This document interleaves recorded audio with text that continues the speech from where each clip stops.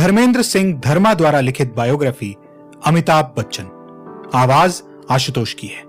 भारतीय सिनेमा जगत के सर्वप्रिय अभिनेता जिन्होंने अपनी कला से बॉलीवुड को एक अलग पहचान दी, हर फिल्म में अपने किरदार के माध्यम से लोगों के हृदय में अपनी जगह बना ली, जीवन के हर एक पहलू को बड़ी ही सजगता पूर्वक लेते हुए इस मुकाम को हासिल किया, जिन्हें आज लोग बिग बी एवं शहंशाह ऑफ बॉलीवुड के नाम से भी जानते हैं। इलाहाबाद से मुंबई तक का सफर उनके लिए एक सीख, एक उम्मीद, एक प्रतिष्ठा के रूप में उभर कर आया।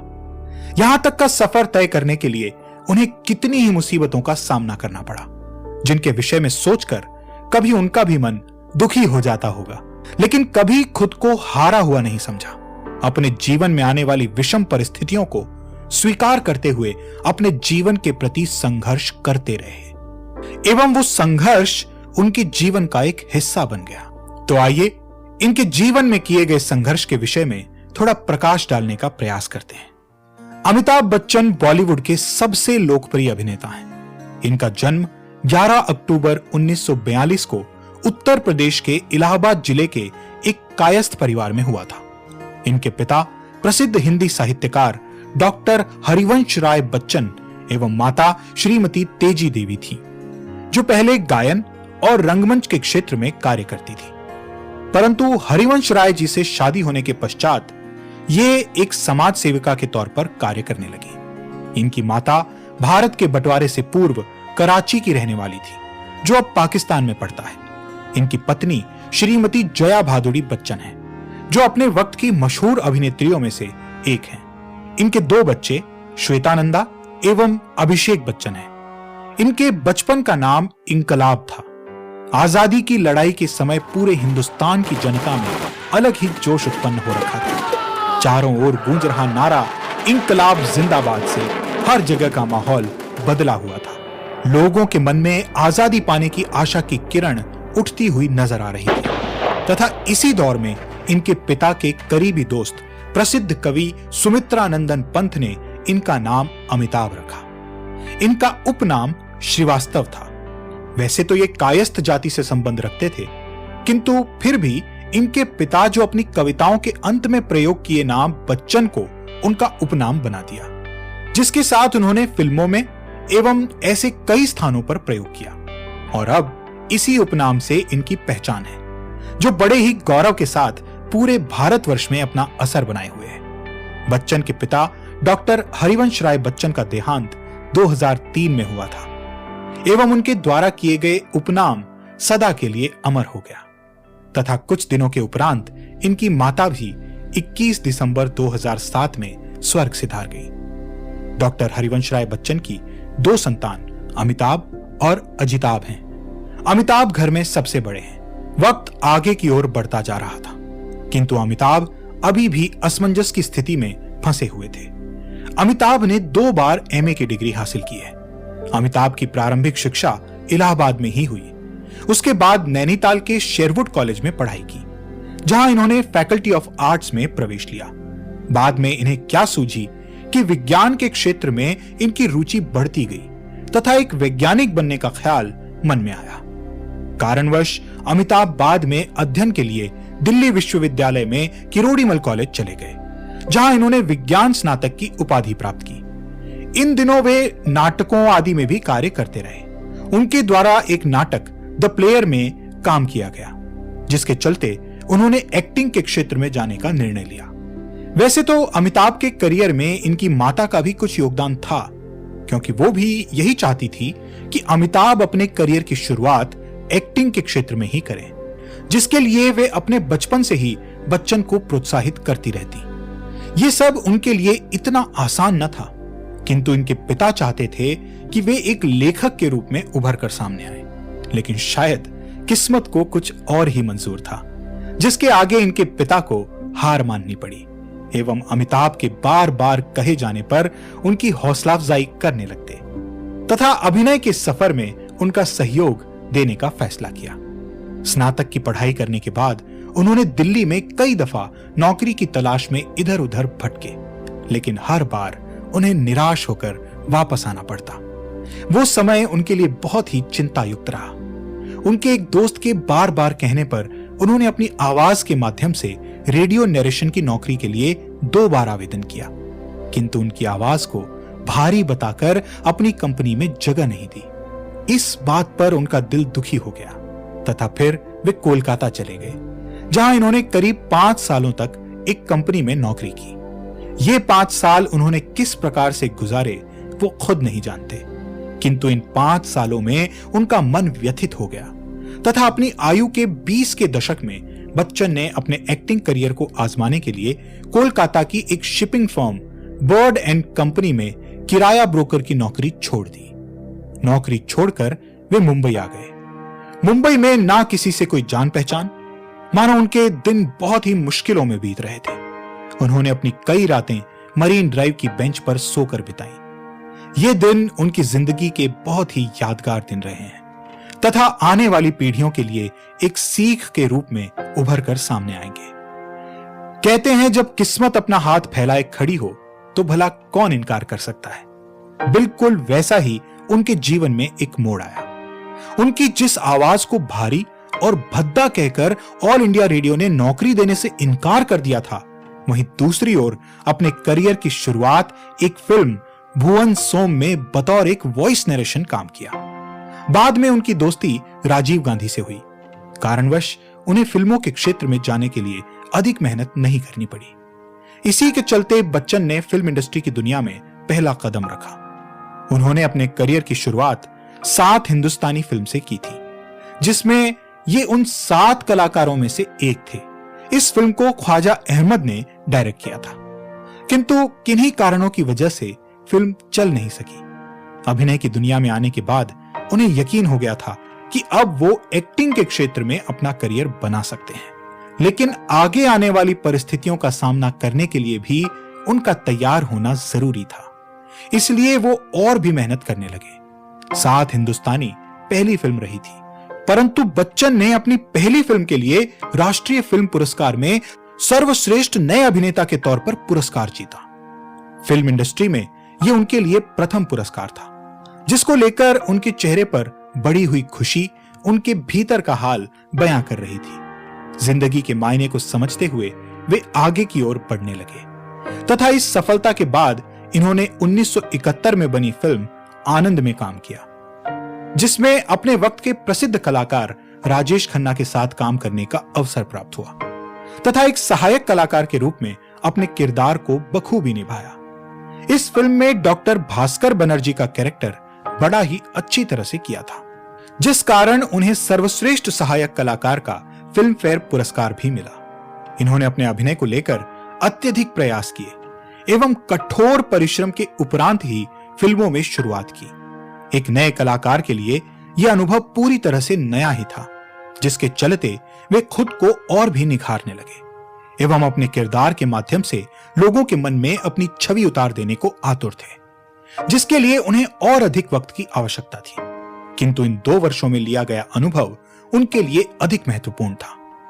फिल्म आनंद करने के बाद फ्री हुए ही थे कि उन्हें एक और फिल्म के लिए साइन कर लिया गया, जो एक प्रेम कहानी के ऊपर लिखी गई थी तथा इसमें इनकी प्रेमिका के प्रति प्यार की भावना को दर्शाते हुए ये रोल दिया गया। सन 1971 में भी परवाना फिल्म में एक मायूस प्रेमी बनकर अपने किरदार को अच्छे से अंजाम दिया।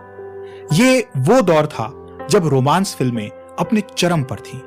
इसी कारण से इन्होंने इस फिल्म में काम करने का फैसला किया। इसके बाद उनकी कई फिल्में रिलीज हुई। अपने अथक प्रयासों के बाद भी उनकी आने वाली कई फिल्में कोई कमाल नहीं दिखा पाई तथा थोड़ी बहुत कमाई करने के बाद अधिक सफलता हासिल न हो सकी। 1972 में बनी फिल्म एस रामानाथन द्वारा डायरेक्ट की गई comedy film Bombay to Goa में अपने किरदार को बखूबी निभाया।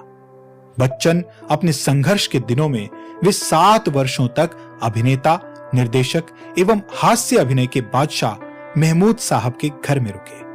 महमूद साहब एक नरम दिल पुरुष थे।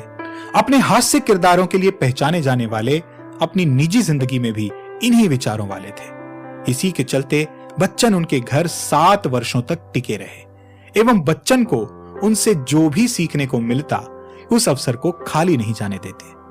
बच्चन महमूद साहब के बेहद करीब थे।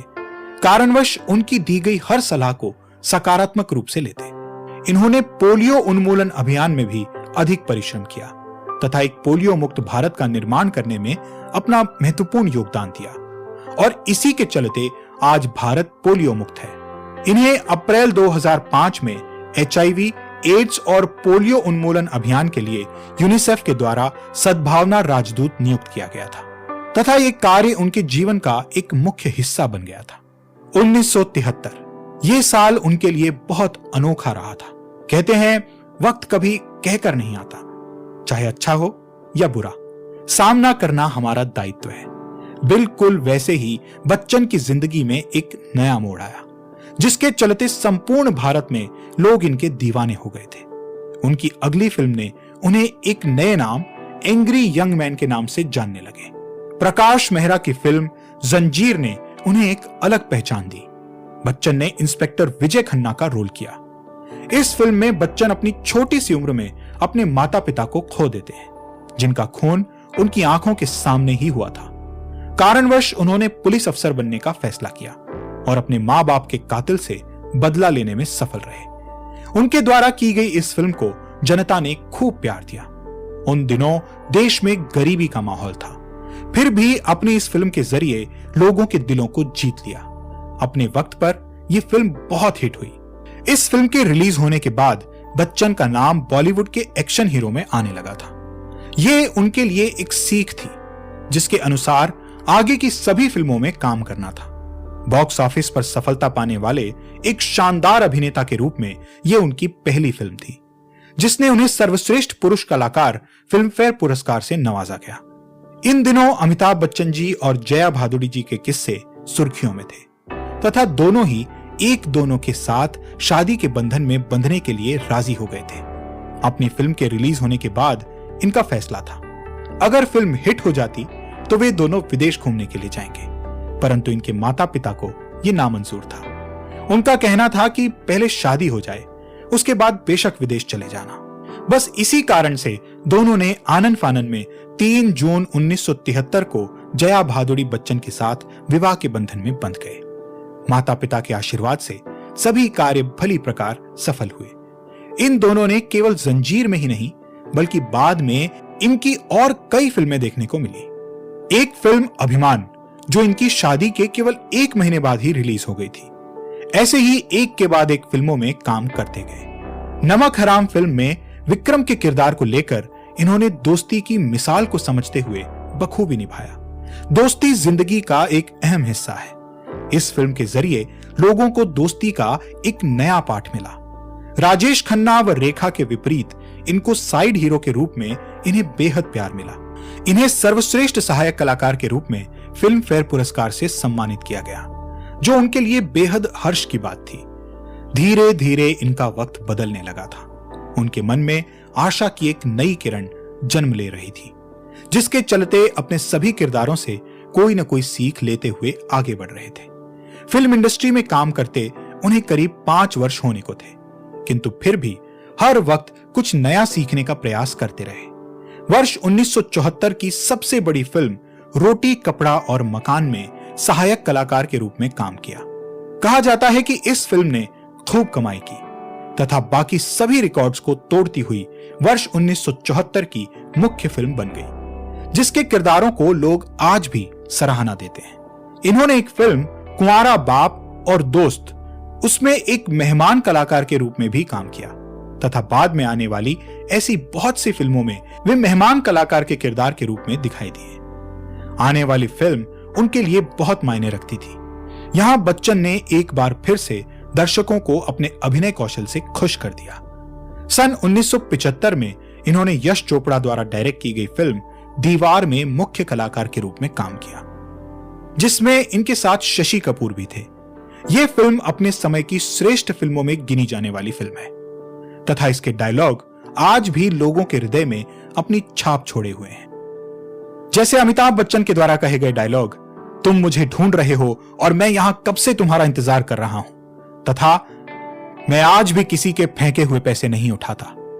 वहीं दूसरी ओर शशि कपूर जी द्वारा कहा गया डायलॉग, मेरे पास मां है खूब हिट हुआ। मशहूर स्क्रिप्ट राइटर सलीम जावेद की जोड़ी ने इस फिल्म को ऊंचाइयों तक पहुंचाने में खूब मेहनत की और बिल्कुल वैसा ही हुआ। इस फिल्म ने सर्वश्रेष्ठ अभिनेता का फिल्मफेयर पुरस्कार दिलवा दिया। 1975 में यह फिल्म बॉक्स ऑफिस पर हिट होकर चौथा स्थान हासिल किया। वहीं दूसरी ओर 15 अगस्त 1975 को रिलीज फिल्म शोले ने पूरे भारत में खूब धूम मचाई। जय और वीरू के रूप में देखे गए दोनों किरदार लोगों को बेहद पसंद आए। सलीम खान द्वारा लिखित यह फिल्म, जिनके डायलॉग लोग आज भी दोहराते फिरते हैं, यह भारत में किसी भी समय की सबसे ज्यादा कमाई करने वाली फिल्म बन गई है। बॉक्स ऑफिस पर शोले जैसी फिल्मों की अपार सफलता के बाद बच्चन ने अब तक अपनी स्थिति को मजबूत कर लिया था। 1976 से 1984 तक उन्हें अनेक फिल्मफेयर पुरस्कार व अन्य पुरस्कारों से नवाजा गया था। हालांकि शोले जैसी फिल्म के कारण बॉलीवुड में इन्होंने पहले ही महान एक्शन नायक का दर्जा प्राप्त कर लिया था। अब तक का इनका सफर बेहद शानदार रहा था, जिसके चलते अपने भविष्य को और भी उज्जवल बनाने का फैसला किया। इन सभी फिल्मों से बच्चन ने खूब उपलब्धि हासिल की थी तथा इनको जनता का बेहद प्यार मिला। 1977 की comedy film Amar Akbar Anthony में काम किया। इस फिल्म ने इन्हें सर्वश्रेष्ठ अभिनेता के लिए चुना गया। इस फिल्म में इन्होंने विनोद खन्ना और ऋषि कपूर के साथ एंथनी के नाम से अपने किरदार को अंजाम दिया। 1978 इनके जीवन का बहुत ही शानदार वर्ष रहा। अपनी प्रतिभा के दम पर समस्त भारतवासियों के दिल पर राज किया। अमिताभ ने अपनी फिल्मों के माध्यम से प्रतिष्ठा, सम्मान अर्जित किया। किसी भी फिल्म के हर एक किरदार में ढल जाना उनके लिए कोई बड़ी बात नहीं थी। अपने अभिनय कौशल से हर एक फिल्म में अपना महत्वपूर्ण योगदान देते रहे। जीवन में आने वाली सभी कठिनाइयों का डटकर सामना करते रहे तथा अपने काम को लेकर सदैव खरा उतरने का प्रयास किया। आने वाले वर्ष के विषय में उन्हें भी खबर नहीं थी। यह उनके लिए बहुत ही बेकार जाने वाला था।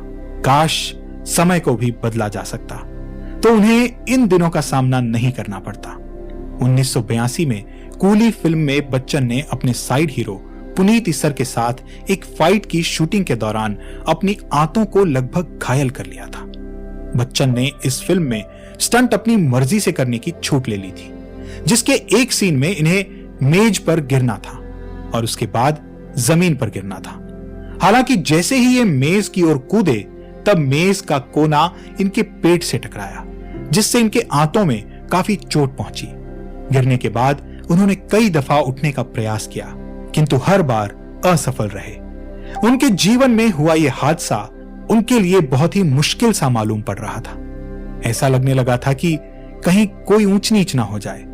इनके शरीर से बह रहे खून को देखकर सबका मन घबरा गया था। इन्हें जहाज से फौरन इलाज के लिए अस्पताल ले जाया गया। वहां पर इन्हें कई महीनों तक अस्पताल में रखा गया। भगवान का शुक्र है कि ऐसी दुर्घटना से जूझने के बाद भी उन्हें फिर से पर्दे पर देखा गया।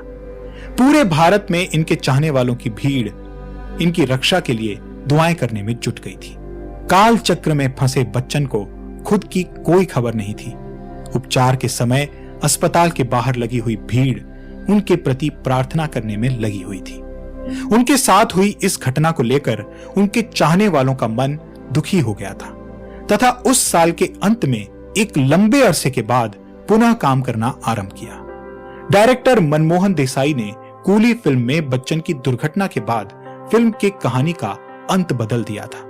इस रिलीज फिल्म में पहले सीन के अंत को थोड़ी देर के लिए रोक दिया गया था, जिसमें अभिनेता के घायल होने की बात लिखी गई थी। इस फिल्म के रिलीज होने के बाद जनता ने इनके प्रति बेहद सहानुभूति दिखाई और भली प्रकार से हिट हुई।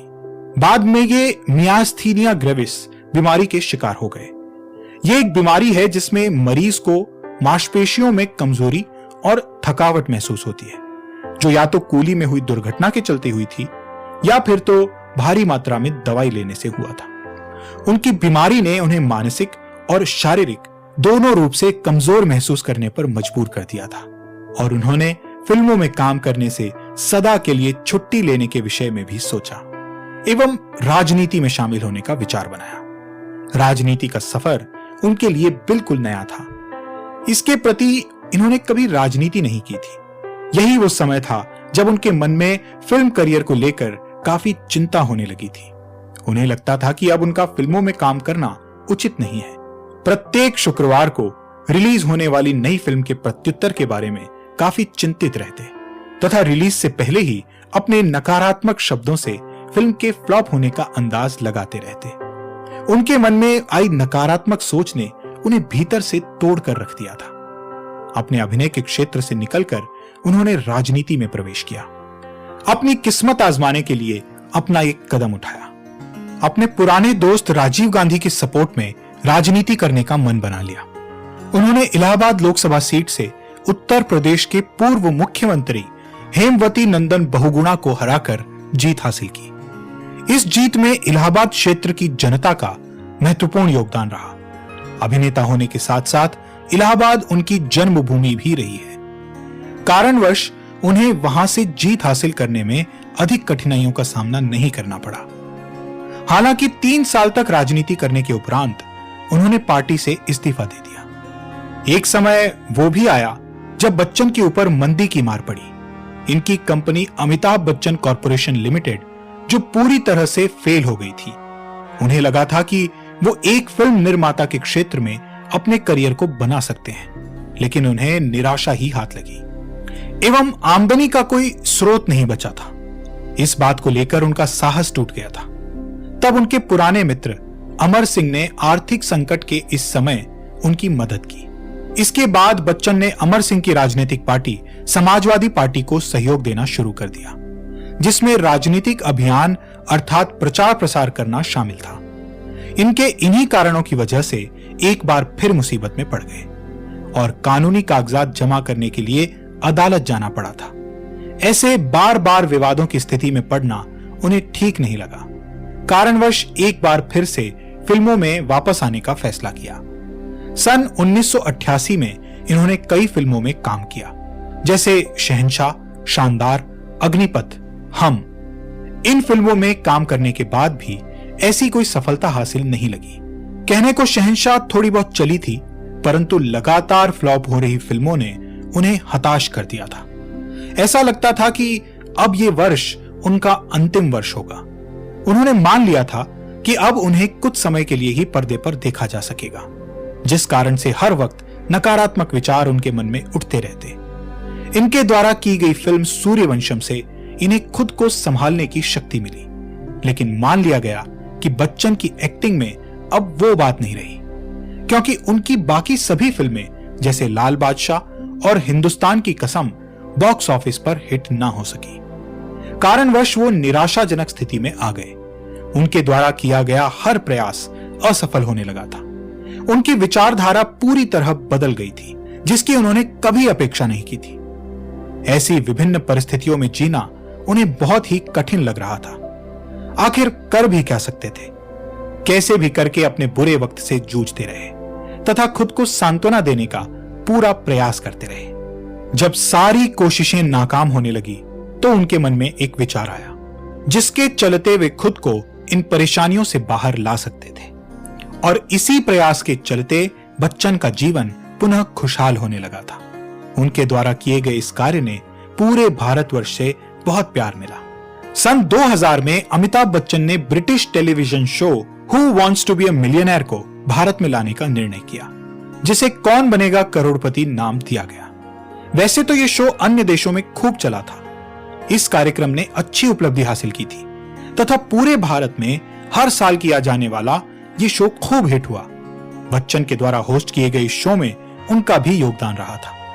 इस शो में बच्चन ने अधिक प्रयास किया, जिसके चलते ये शो आज तक बना हुआ है। यह माना जाता है कि बच्चन ने इस कार्यक्रम को होस्ट करने के लिए एक सप्ताह के करीब 25 लाख रुपए लिए। ऐसा करने से उन्हें व इनके परिवार को आर्थिक रूप से अधिक मदद मिली, जिसके कारण से मुश्किलों में गुजर रहे उनके दिन अब नहीं रहे। इससे पहले एबीसीएल में नुकसान से इन्हें बहुत दुख हुआ, जिसका दर्द असहनीय था। फिर भी किसी प्रकार से वक्त से लड़ते रहे। फिर नवंबर 2000 में कैनरा बैंक द्वारा उन पर किया गया मुकदमा समाप्त हो गया। ये सब कैनरा बैंक की मर्जी से ही हुआ था। करीब 5 साल तक केबीसी होस्ट किया और खूब सफलता हासिल की। इसी कारण से इनके लिए फिल्मों के द्वार पुनः खुल गए। फिल्म इंडस्ट्री में उनका ये दूसरा जन्म था, जिनमें एक बार फिर से उनके किरदारों को पसंद किया जाने लगा था। उन्होंने एक ऐसी फिल्म में काम किया जिसके लिए उनके किरदार को खूब सराहा गया, मोहब्बतें। यह फिल्म सन 2000 में बॉक्स ऑफिस पर सुपरहिट हुई। शाहरुख खान के साथ सहायक कलाकार के रूप में जबरदस्त काम किया, जिससे बच्चन का खोया हुआ सम्मान पूर्ण रूप से वापस मिल गया था। इस फिल्म में एक गुरुकुल के प्रधानाध्यापक का किरदार दर्शकों को खूब पसंद आया। इसके बाद इन्होंने एक के बाद एक हिट फिल्मों में काम किया, जैसे रिश्ता, द बॉन्ड ऑफ लव, कभी खुशी कभी गम, बागबान। इस प्रकार की फिल्मों ने इन्हें फिर से वही सम्मान प्राप्त हुआ जिसके लिए वो जाने जाते हैं, एवं पुनः दर्शकों की वाहवाही लूटने लगे। बच्चन ने टीवी में प्रोडक्ट्स आदि के विज्ञापन करना भी प्रारंभ कर दिया। वर्ष 2005 में आई फिल्म बंटी और बबली, जिसमें अपने बेटे अभिषेक के साथ मिलकर की, इस फिल्म ने भी अच्छी सफलता हासिल की। उनके लिए यह वर्ष काफी अच्छा रहा। अगले वर्ष में भी इन्होंने कई हिट फिल्में दी, जिनमें कुछ ऐसी फिल्में भी रहीं जो अधिक उपलब्धि हासिल न कर सकी, किंतु अब दर्शकों के मन में उनके प्रति विचार अभी भी सकारात्मक थे। इन्होंने एक कन्नड़ फिल्म अमृत धारा में एक मेहमान कलाकार के रूप में अपनी भूमिका निभाई। बच्चन के लिए फिल्मों में वापसी करना एक वरदान साबित हुआ था, जिसका उन्होंने फिर से एक बार अनुभव किया। बच्चन शिक्षा के प्रति सदैव योगदान देते रहते हैं। उन्होंने कई स्कूलों, विद्यालयों में शिक्षा के प्रति अपने अनुभव को बताया। एक कॉलेज के सेमिनार में उन्होंने अपने सभी गुरु एवं माता पिता को सम्मान देते हुए अपने भाषण को समाप्ति की ओर ले गए। उनके द्वारा कहे गए शब्द कुछ इस प्रकार से थे: बचपन से लेकर अब तक मैंने अनुभव किया है। मैं बचपन से ही शिक्षित लोगों के बीच रहा हूं। घर में काफी साहित्यकारों का उठना बैठना रहा है, जिस कारण से बहुत कुछ सीखने को मिला। शिक्षा का महत्व के विषय में हर व्यक्ति अथवा बच्चे को समझना चाहिए, क्योंकि अगर आपके पास धन है, उसका एक दिन समाप्त होना स्वाभाविक है, किंतु अगर आपके पास ज्ञान है, उसे कभी नहीं मिटाया जा सकता। अगर एक राजा के पास बहुत सारा धन एवं शस्त्र विद्या का ज्ञान है, किंतु वो सभी उसकी एक सीमा तक ही महत्व रखती है, किंतु ज्ञान के होने से पूरे विश्व में अपनी पहचान बनाई जा सकती है। इतना कहते हुए अपने शब्दों को विराम दिया।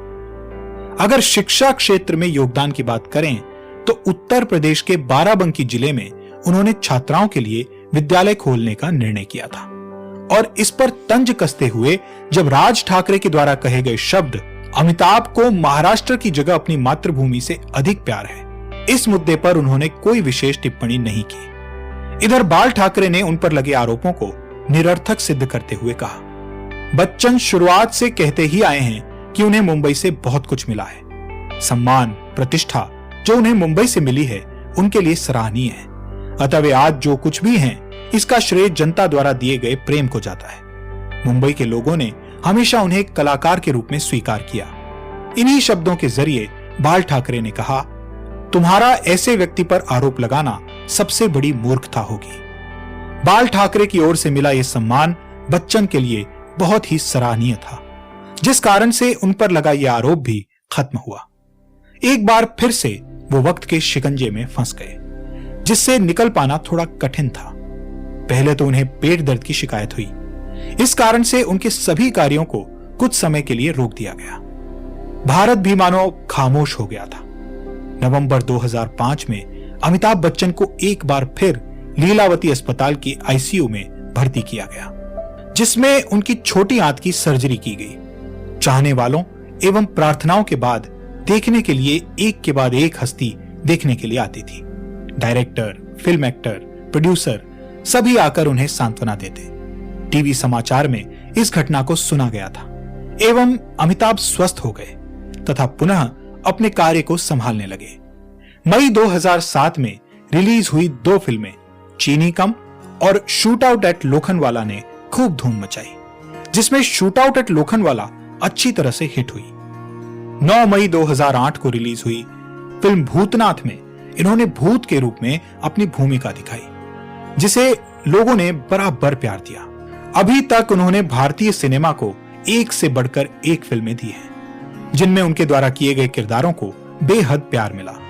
बच्चन अभी तक बॉलीवुड में अपनी मजबूत पकड़ बनाए हुए हैं। 2008 के बाद उनकी ऐसी कई फिल्में रिलीज हुई जैसे गॉड टू सी ग्रेट हो, पा, पीकू, पिंक, 102 नॉट आउट और बदला जैसी फिल्मों में अपनी सर्वश्रेष्ठ भूमिका निभाई। फिल्म पीकू, जिसमें वो दीपिका पादुकोण के पिता बने हैं, ये फिल्म दर्शकों को बेहद पसंद आई तथा इस फिल्म को ऑस्कर के लिए नॉमिनेट किया गया था। दूसरी ओर 102 नॉट आउट में उन्होंने 102 वर्ष के बूढ़े का रोल किया है, जिसमें ऋषि कपूर एक 77 वर्षीय वृद्ध हैं। उन्हें जिंदगी के मायनों को समझाते हुए सभी को एक संदेश दिया।